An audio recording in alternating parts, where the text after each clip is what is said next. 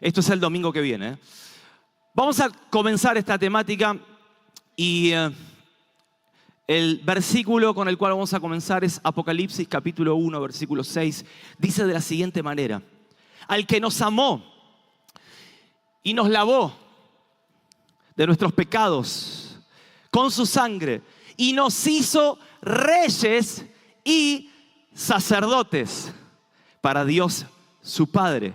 A Él sea la gloria, el imperio por los siglos de los siglos. Amén.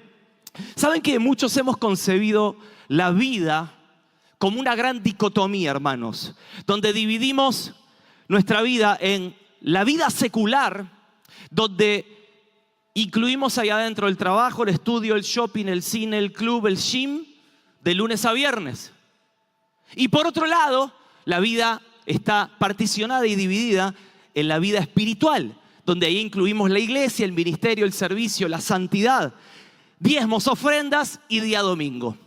Entonces, tenemos una idea de que el trabajo de lunes a viernes es un tipo de esclavitud por algunas malas interpretaciones que hemos escuchado en la iglesia.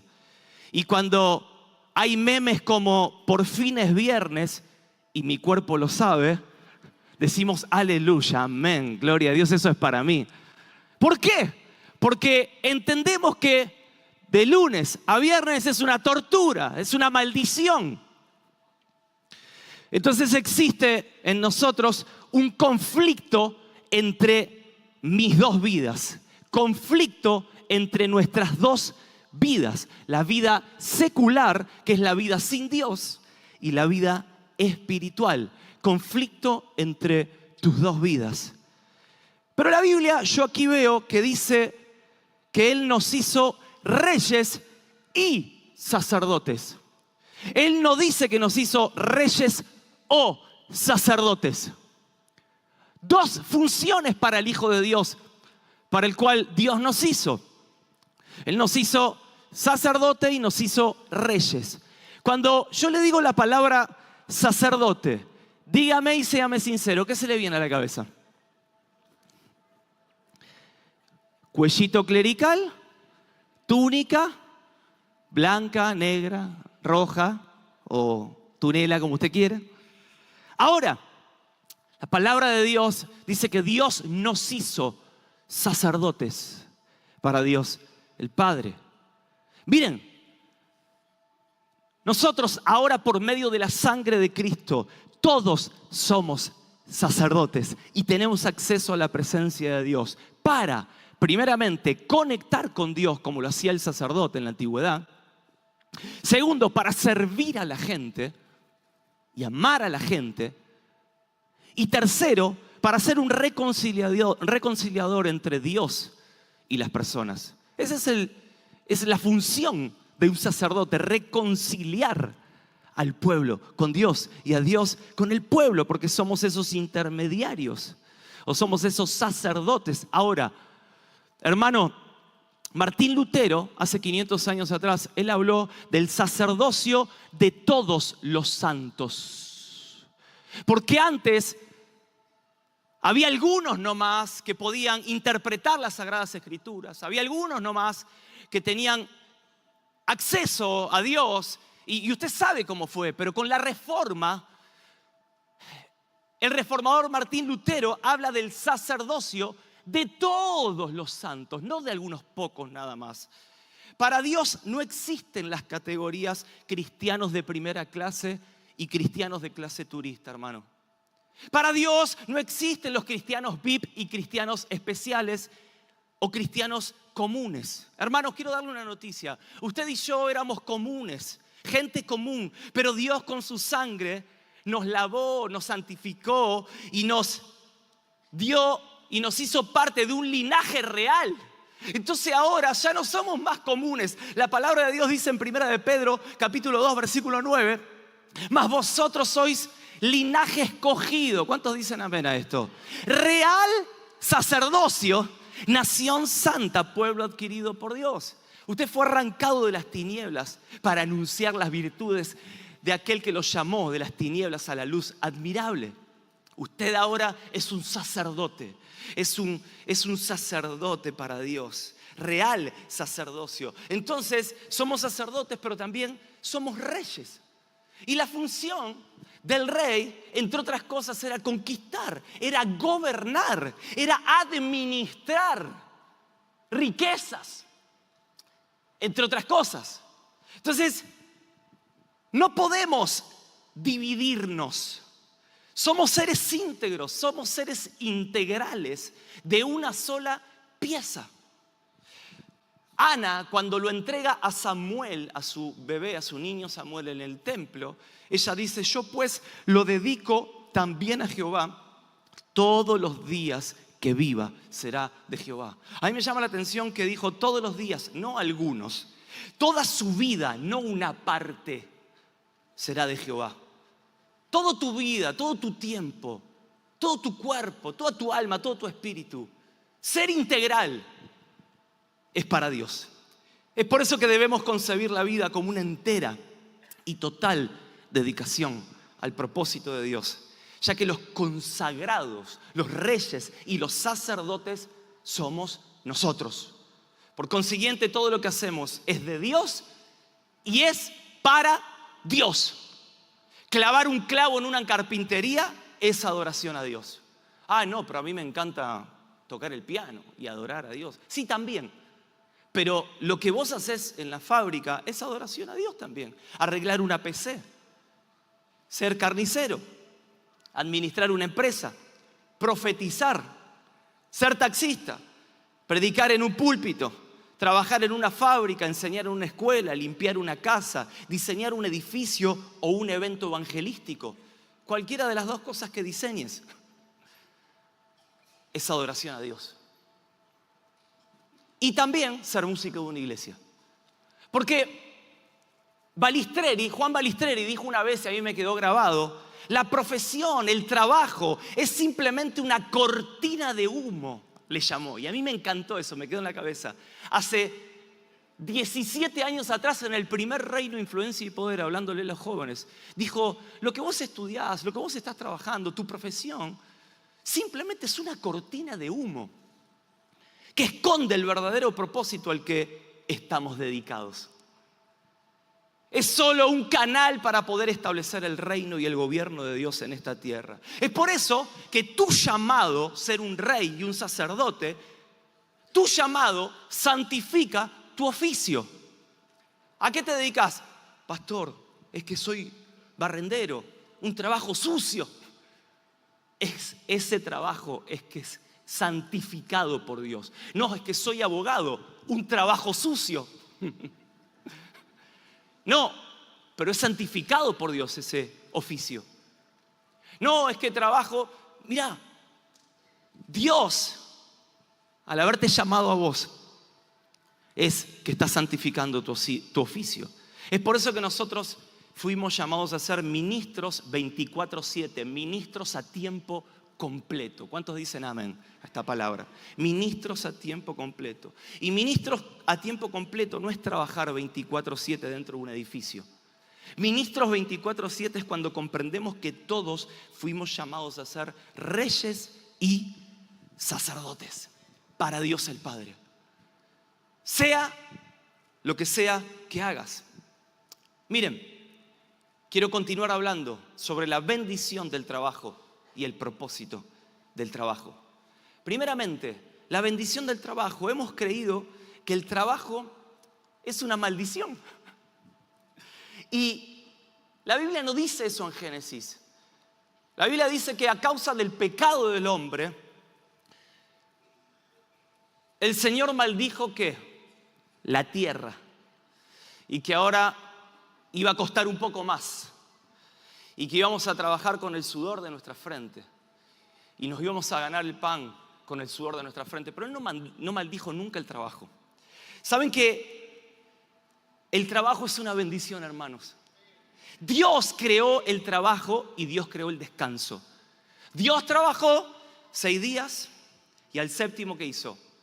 Reposó, descansó. Imagínense si no es una bendición el trabajo. Si Dios es el que con su palabra, con su creatividad, con su espíritu, Él trabajó. Antes de la caída del hombre había trabajo. ¿Usted se acuerda? Adán, había trabajo. Después de la caída del hombre hay trabajo. Existe hoy los trabajos. Y quiero darte una noticia. Después del regreso de Cristo habrá trabajo también. Ay, pastor, no me diga eso. Pero sí, muchos tenemos la idea de cuando nos vayamos al cielo, tenemos un concepto de un ángel semidesnudo con una arpita así. Que eso es lo que vamos a hacer todo el día. No, hermano. Nosotros, más allá de estar adorando a Dios 24/7, se nos van a encargar cosas para administrar y para servirlo a Él. Por eso mismo, el trabajo es una bendición de Dios. Jesús trabajó. El Hijo de Dios, siendo hombre, trabajó como carpintero, o algunos dicen que era constructor en realidad. ¿Saben que eso le dio una estructura interna a Jesús de responsabilidad, de disciplina, de sentido de productividad para ejercer luego su ministerio público? Pero Él trabajó. Jesús trabajó. Y miren lo que dice Juan, este texto que es impresionante. Juan capítulo 5, versículo 17, creo que es este, a ver si no estamos mal. Juan 5, 17, miren lo que dice. Y Jesús le respondió: mi Padre hasta ahora trabaja y yo trabajo.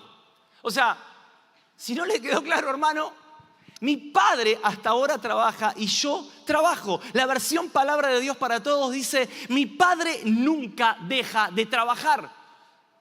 Nuestro Dios es un Dios que trabaja constantemente. Y es por eso que el ejemplo del Padre hace que el Hijo lo imite. Mi Padre trabaja y yo, por consiguiente, trabajo. Y nosotros deberíamos decir: si Dios trabaja, Jesús trabaja, el Espíritu Santo trabaja, yo voy a trabajar. Y trabajar, hermano, cuando digo trabajar, usted dirá: uy, sí, usted porque tiene un microfonito en la mano. Yo me tengo que levantar a las 3 de la mañana, voy a una fábrica. No, hermano, estamos hablando de que no hay una disociación.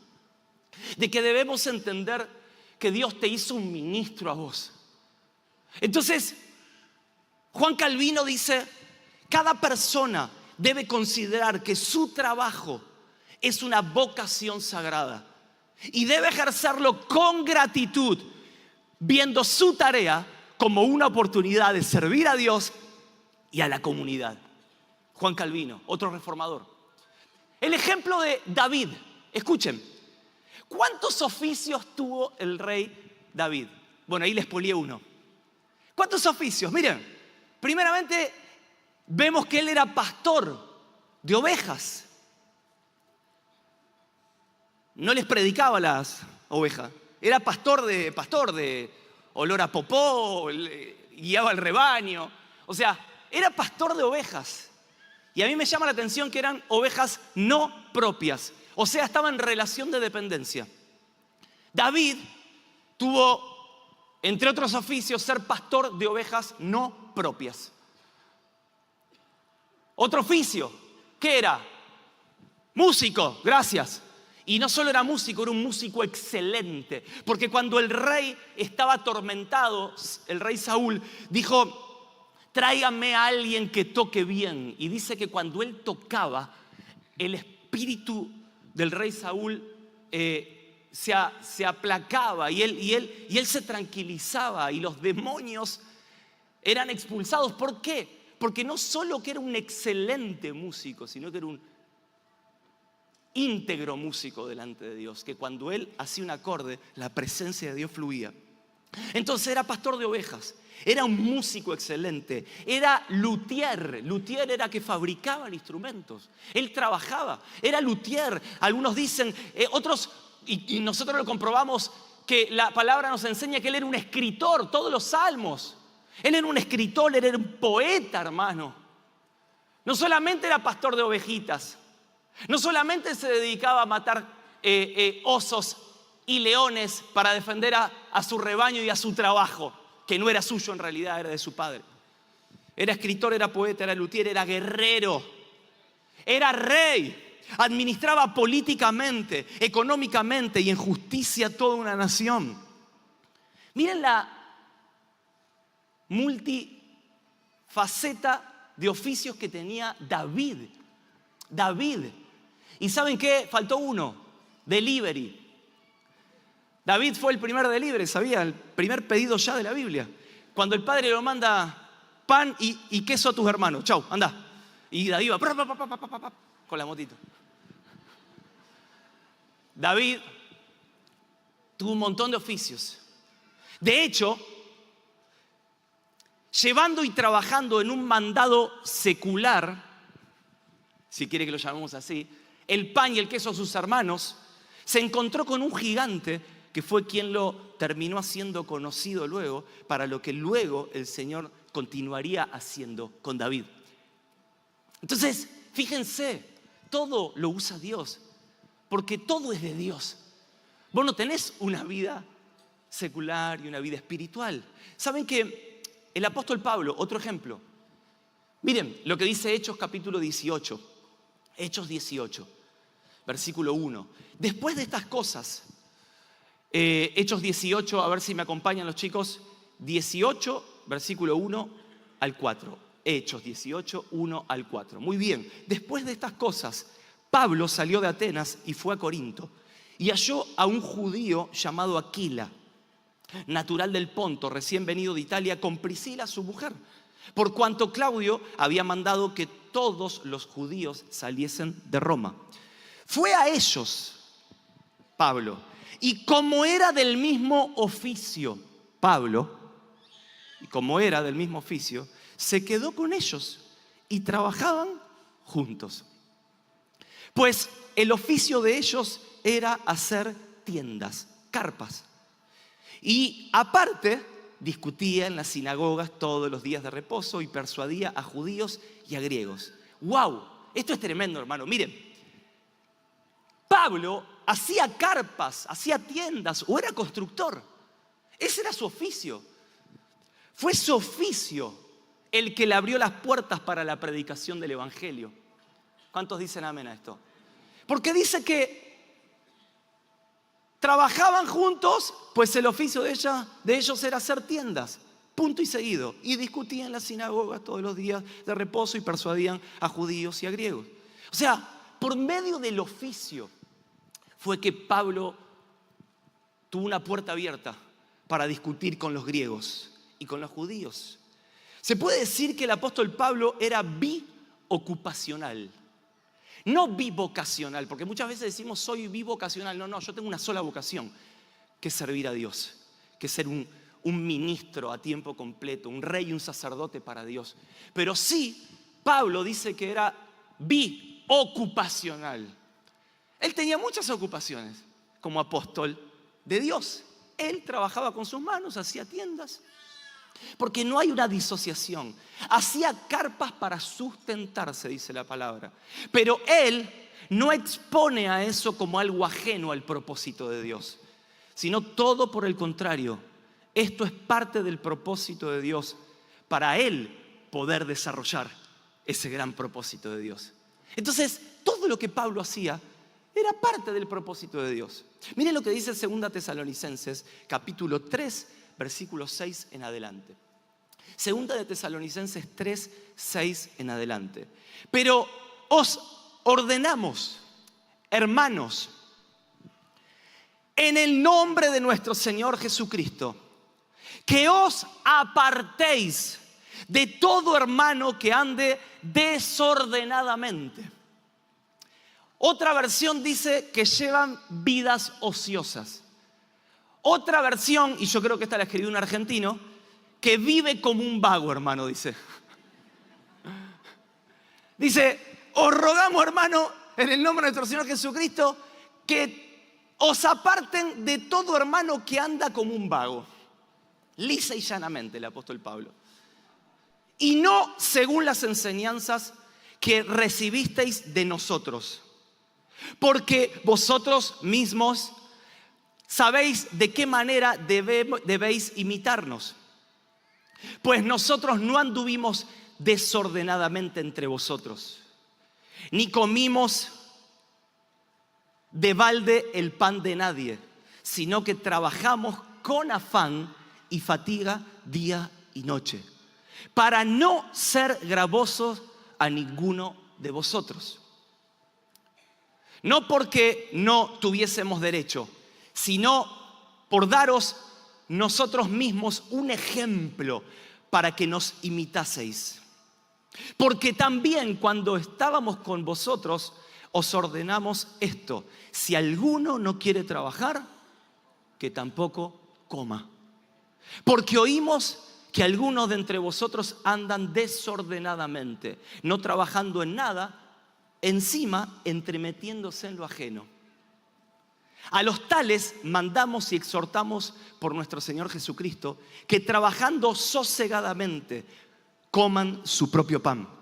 Y vosotros, hermanos, no os canséis de hacer el bien. Si alguno no obedece a lo que decimos por medio de esta carta, a ese señaladlo y no os juntéis con él para que se avergüence. Versículo 15 dice: mas no lo tengáis por enemigo, sino admonestadle como hermano, con amor, enseñándole la importancia y la necesidad de la bendición de trabajar con las propias manos. Saben que Tesalónica era una ciudad pujante, era una ciudad influyente, comercial, pero una ciudad totalmente idólatra. Y cuando los tesalonicenses se convierten al Señor de todo su corazón, ellos empiezan a amar tanto a Dios de una manera impresionante.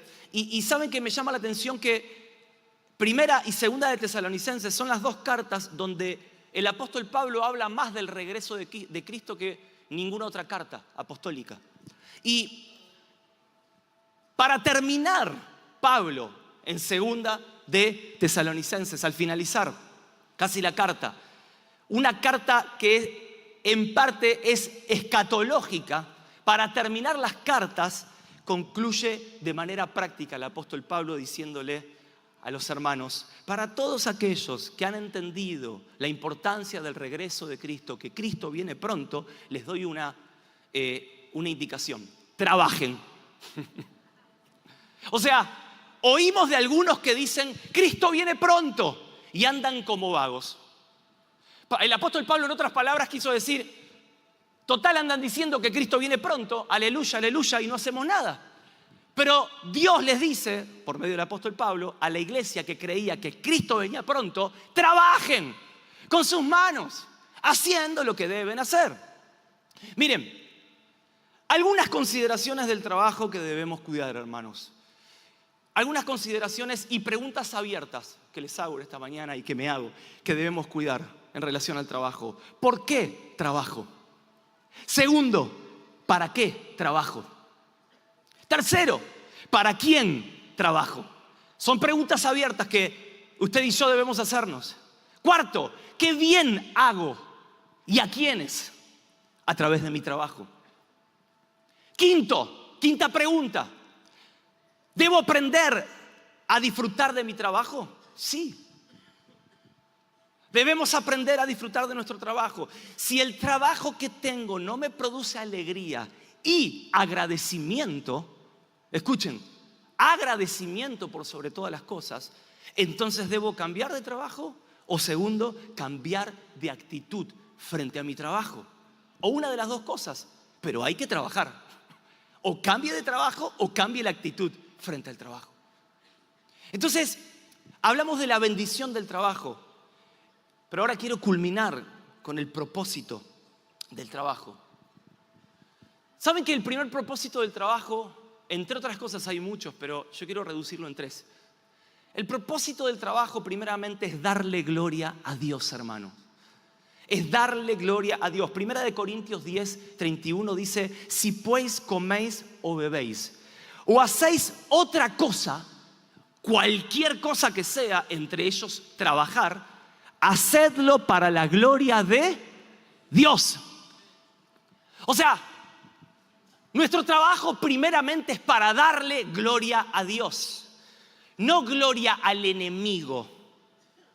No para maldecir a Milei, a Cristina, no para maldecir a mi patrón. Es para darle gloria a Dios. Porque nuestro trabajo no lo hacemos para un jefe, o no lo hacemos solamente para abultar mi billetera, muchos de manera ambiciosa. Lo hacemos para el Señor. Usted trabaja y yo trabajo y todos trabajamos para el Señor. Porque ¿saben qué? Es adoración a Dios que sube como un perfume de olor fragante al Señor. Todo lo que vos haces, hermano, levantarte todos los días a esa hora, tomarte ese colectivo, ir en moto, en bicicleta, en auto, cansarte, fatigarte, como dice la palabra y el apóstol Pablo. ¿Sabes? Eso es para darle gloria a Dios. No es para quejarte, sino que es para exaltar el nombre de Cristo con tu vida y con todo lo que haces y con la fuerza que Él te ha dado para producir. Miren, lo primero es darle gloria a Dios, el propósito del trabajo. Segundo, es bendecir a otros. ¿Saben que el trabajo es para bendecir a otros, para hacerle la vida mejor a otras personas? No es solamente, o no tiene solamente un fin lucrativo el trabajo. Para nosotros los hijos de Dios hemos entendido que el médico estudia medicina no para tener 500.000 títulos en la pared, un guardapolvo blanco y que todo el mundo lo mire así para arriba. No, el médico estudia medicina porque quiere curar y quiere sanar a las personas. No es porque quiere tener 8 Mercedes-Benz en su casa. O sea, para los hijos de Dios hemos entendido que nuestro trabajo es primeramente darle gloria a Dios y segundo, bendecir y afectar a las personas. ¿Cuántos dicen amén? El médico está para curar y para sanar a las personas. El abogado, cuando estudia abogacía, lo hace para poder resolver conflictos de la gente, para poder destrabar y ayudarlas a las personas que destraben problemas y conflictos. El constructor lo hace para generar más viviendas y techos a familias y aportar al desarrollo de una ciudad. Y también, obviamente, para ganar dinero. Pero cuando vos sos hijo de Dios, entendés, y yo entiendo, que todo lo que hacemos es primero para darle gloria a Él y segundo para bendecir a los demás con lo que yo hago y con lo que yo toco. El taxista le quiere hacer un bien a una persona. Es por eso que traslada a una persona de un lado a otro lado. Y de paso le predica el evangelio. ¿Cuántos taxistas hay acá? A ver, taxistas. A veces me he subido a taxi donde, hermano, el olor a humo parece la nube de gloria eso. Cigarrillo, música, reggaetón de acá para allá. Y me cuesta predicarle a ese, sinceramente. Pero hay taxistas que cuando vos te subís, te empiezan a hablar del amor de Dios. Y te empiezan a predicar. Y vos decís, qué lindo, me da de convertirme otra vez. ¿Por qué? Porque ese es su púlpito. El taxi, el asiento de atrás, lo tienen bien lustradito. Buena música, adoración, olorcito, ¿viste? En el taxi y aparte una sonrisa y entienden que esa es la plataforma de ellos. El peluquero, su finalidad, entre otras cosas, es embellecer, hermosear las cabezas de las doñas y de los señores. Y de paso, hace un poco de psicólogo mientras le va predicando, le va haciendo los rulos, le va haciendo la permanente. Y vieron que las mujeres tienen como un par de horitas ahí adentro, ¿vio? Entonces ahí empieza, y la hermana en Cristo, ¿qué hace? Les ministra. Acá tenemos una podóloga que te ministra los pies mientras te va tuneando las uñas y los deditos y te va, hermano, no voy a decir porque si no se te llena el rancho, Silvia, pero impresionante, genia, mujer de Dios, como muchos de ustedes que tienen ese espacio que Dios le ha dado, esa profesión como una excusa, como una cortina de humo para bendecir a los demás. ¿Cuántos dicen amén a esto?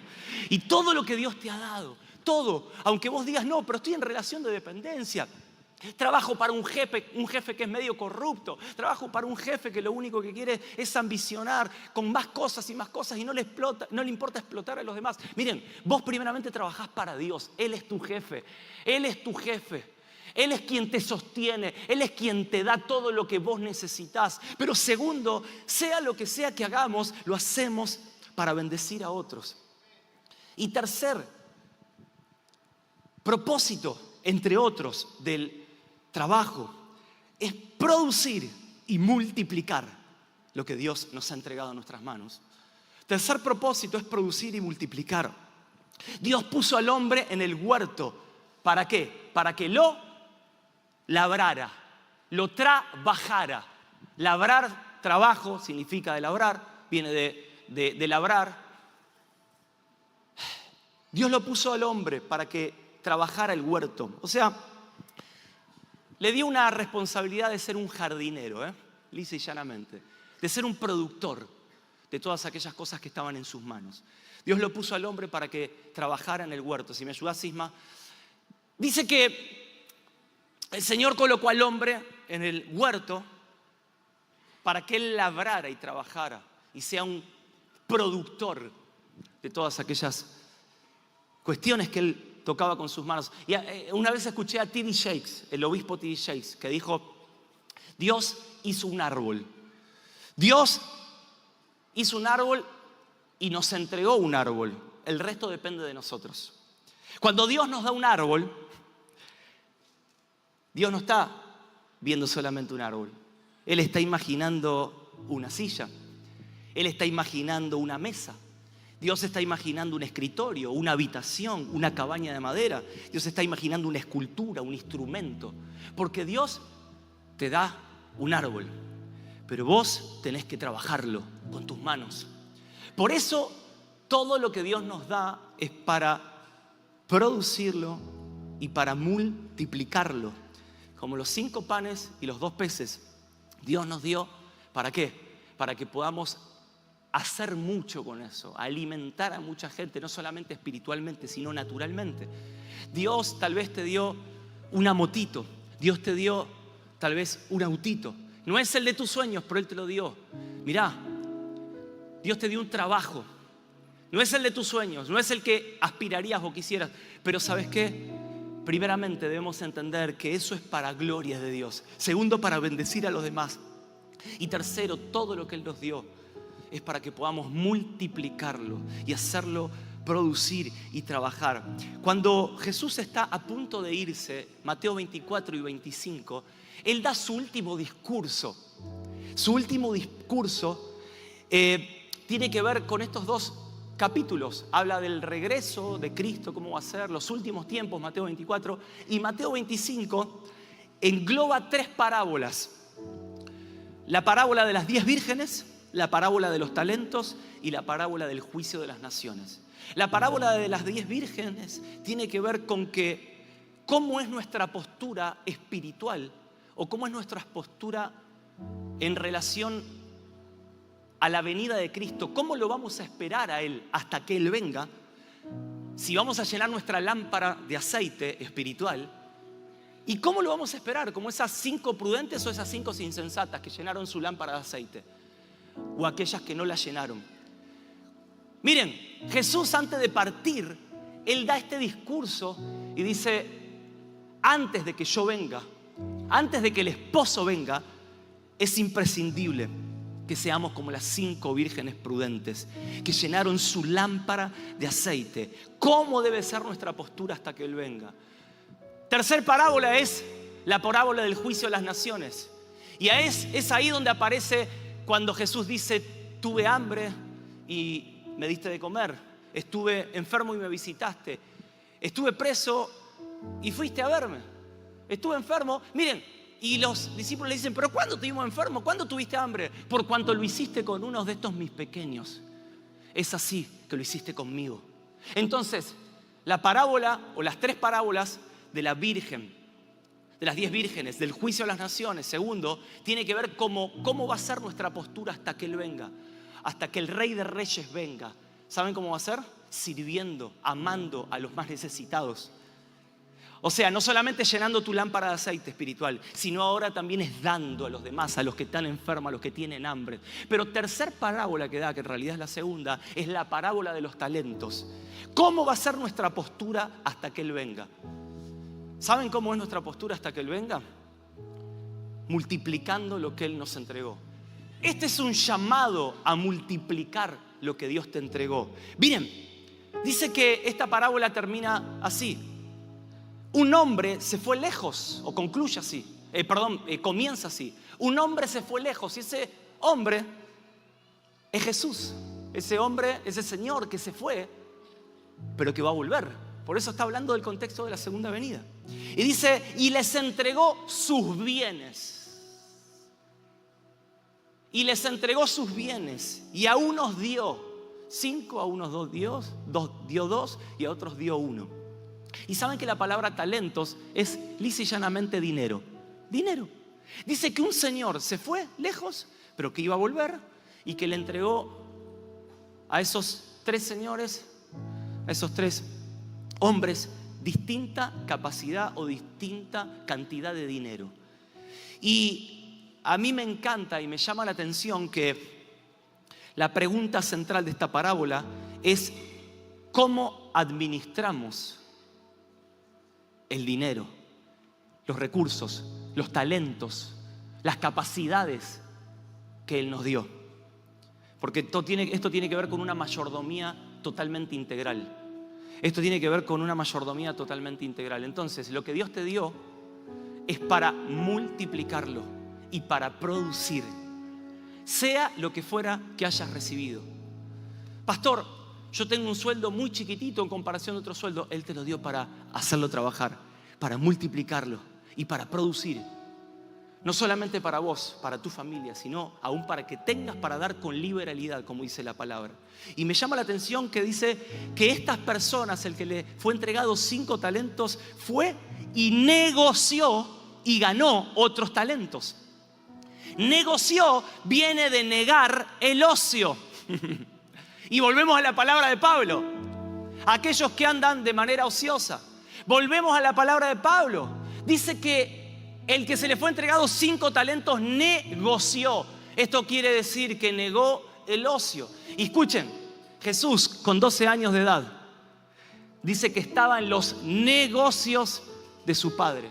Jesús con 12 años de edad ya entendía que más allá de jugar a la PlayStation, Él tenía que hacer producir, que multiplicar y negociar aquello que le había sido dado. Dice que estaba en los negocios de su padre. Cuando lo buscaron y él se perdió y estaba en el templo, estaba el tipo haciéndole preguntas a los que sabían, a los doctores de la ley. Y cuando viene su padre dice, ¿qué haces? Acá te perdimos. Dice, ¿no sabéis que en los negocios de mi padre me es necesario estar? 12 años de edad.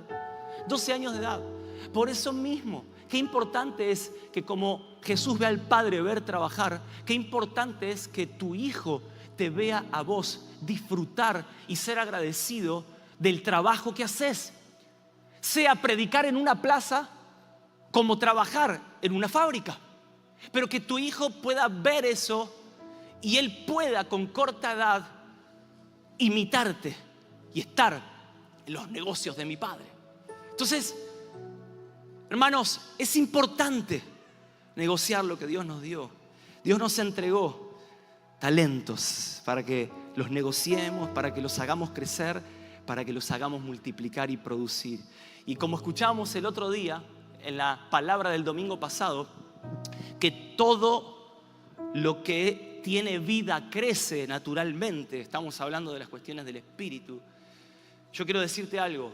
También esto, aunque parezca totalmente contrario y opuesto, todo lo que es de Dios naturalmente va a crecer en tu vida. Por eso mismo yo ahora quiero orar y vamos a terminar declarando que todo lo que Dios puso en tus manos, Él te lo dio para hacerlo producir, para hacerlo multiplicar.